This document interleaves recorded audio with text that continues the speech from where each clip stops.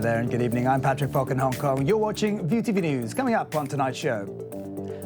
World leaders offer condolences to the UK after suicide attack at a pop concert in Manchester kills at least 22.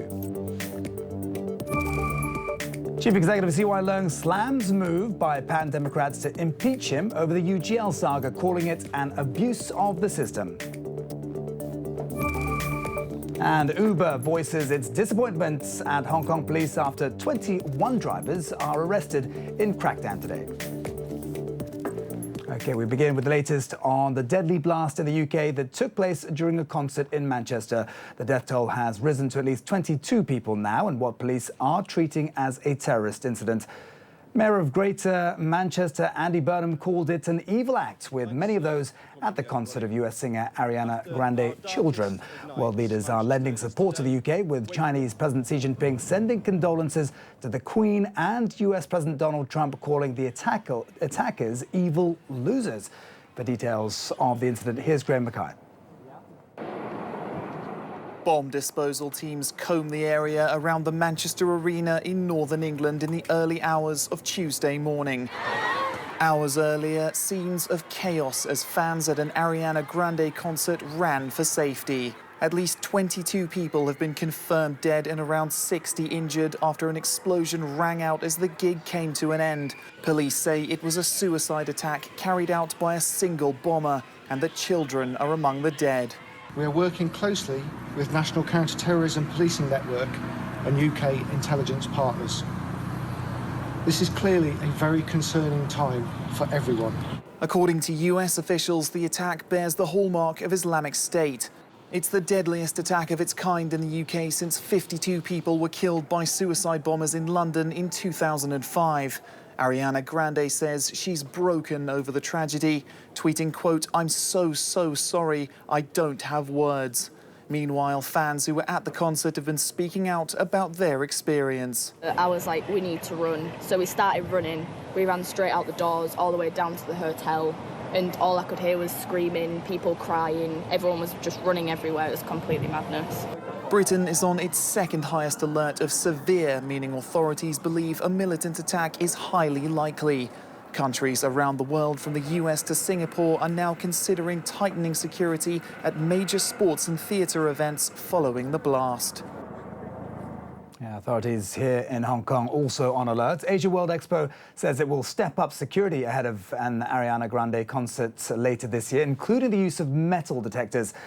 Earlier, we spoke to our reporter Katie Gregory in London, who shared details about some of the developments on the ground over in the UK as well.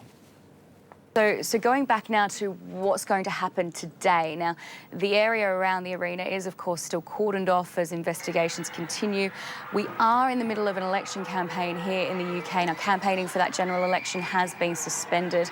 Prime Minister Theresa May will chair a meeting of the government's Emergency Cobra Committee at 9 a.m. local time here in London. This is the worst terror attack on UK soil since the 7/7 bombings in 2005. Of course, just a little earlier in the year here in March, we had the Westminster attack where a man drove his car into crowds, killing 4 people before then stabbing a police officer in the grounds of Parliament and being shot dead. There has been no claim of responsibility for this Manchester attack at this stage.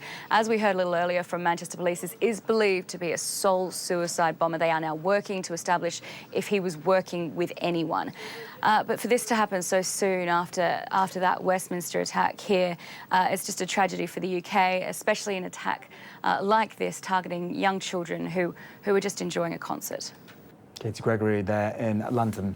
Local news now, and Hong Kong's outgoing leader CY Leung has slammed calls by Pan Democrats to impeach him. He says it's an abuse of the system.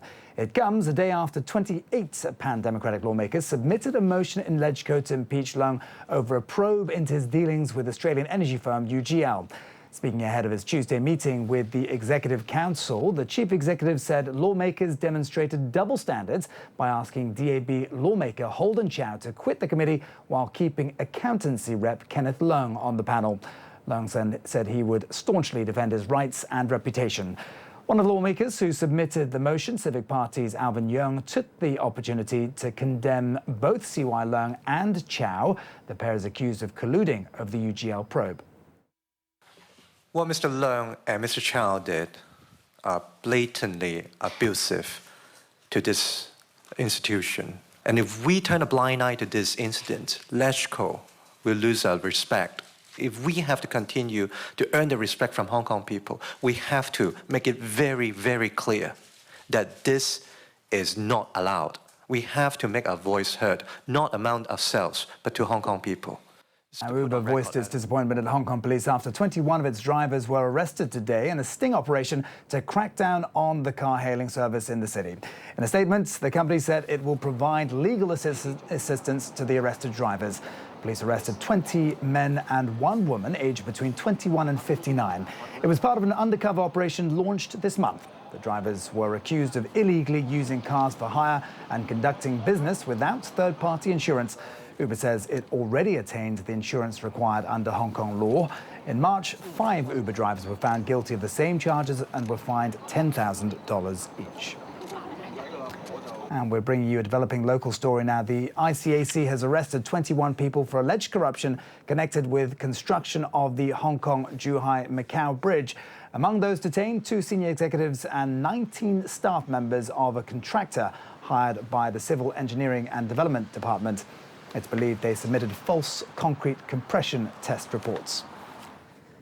And we'll have more information on that story as it comes in. But for now, lawmakers on both sides have voiced criticism of a government proposal to raise fines for illegal parking. They called it an ineffective way of solving the city's traffic congestion problem. It's up for discussion in LegCo again after receiving strong opposition against their proposed fine hike. That's despite the government having already halved their initial proposed 50% increase. Under the new proposal, the fixed penalty for illegal parking will go up by 25% to $400. DAB lawmaker Edward Lau criticised the administration for being lazy, saying it should focus on creating more spaces for people to park their cars instead. An MTR technical worker was killed in an accident at the company's Tai Wai depot this morning. The 59-year-old man was last seen heading to Chi Kung Temple Station with his colleagues in a maintenance truck. He was later found lying unconscious on the tracks. Rescue workers pulled him out, but he was soon confirmed dead. The railway operator has expressed regrets over the incident. News elsewhere now. In South Korea's former leader Park Geun-hye arrived at a Seoul court today to stand trial on bribery charges. It's her first public appearance since she was arrested in March. Park faces more than 10 years in jail if found guilty of taking bribes from business leaders, one of the key accusations that led to her impeachment. Park is in the country's first democratically elected leader to be removed from office. Park has denied any wrongdoing and is expected to plead not guilty at the trial. And for more on the story, here's Joseph Kim in Seoul. No longer in the presidential palace, Park Geun-hye arrived at the Seoul Central District Court in handcuffs, and not as the most powerful individual in South Korea, but as inmate 503. The impeached president is facing criminal charges, but also a judgment that could determine how she's remembered. Daughter of former President Park Chung-hee, who led with dictatorial rule, Park Geun-hye has spent her entire life in politics. Now, the court's decision could either exonerate her life's work and her father's, or possibly taint them both. I deeply feel they're attacking Park Chung-hee because he and Park Geun-hye have changed the times. Park Chung-hee is the president who helped develop the country to where it is, but they're trying to completely erase their memories. Park Geun-hye faces corruption charges in 18 different cases, ranging from coercion, abuse of power, to leaking government secrets, all of which she's denied. She's also accused of colluding with a longtime friend to extort millions from the country's largest companies, including Samsung, whose de facto leader, Lee Jae-yong, also stands trial. But corruption in power is nothing new in South Korea, with Park being the 3rd president to face criminal charges. That's why many in the country see Park's trial as important for the young democracy. But if found guilty, the charges could send the once president to a prison cell for the remainder of her life. Joseph Kim there in Seoul. Now, US President Donald Trump arrives in Palestine today on his first maiden foreign trip. Well, he'll meet with President Mahmoud Abbas. Trump has vowed to try and broker peace between Israel and Palestine, dubbing a peace accord the ultimate deal. Protests in Palestine ahead of Trump's arrival, with demonstrators burning Israeli and American flags here. Trump leaves Israel after a warm meeting with Israeli Prime Minister Benjamin Netanyahu, during which they reaffirmed their unbreakable bond. Netanyahu said he appreciates the reassertion of U.S. leadership in the Middle East and said he sees real hope for change. I believe that a new level of partnership is possible and will happen. This includes a renewed effort at peace between the Israelis and the Palestinians. And I thank the Prime Minister for his commitment to pursuing the peace process. He's working very hard at it. It's not easy. I've heard it's one of the toughest deals of all, but I have a feeling that we're going to get there eventually. Meantime, former White House National Security Advisor Michael Flynn has declined to comply with a subpoena from the Senate Intelligence Committee. It's all part of investigations into possible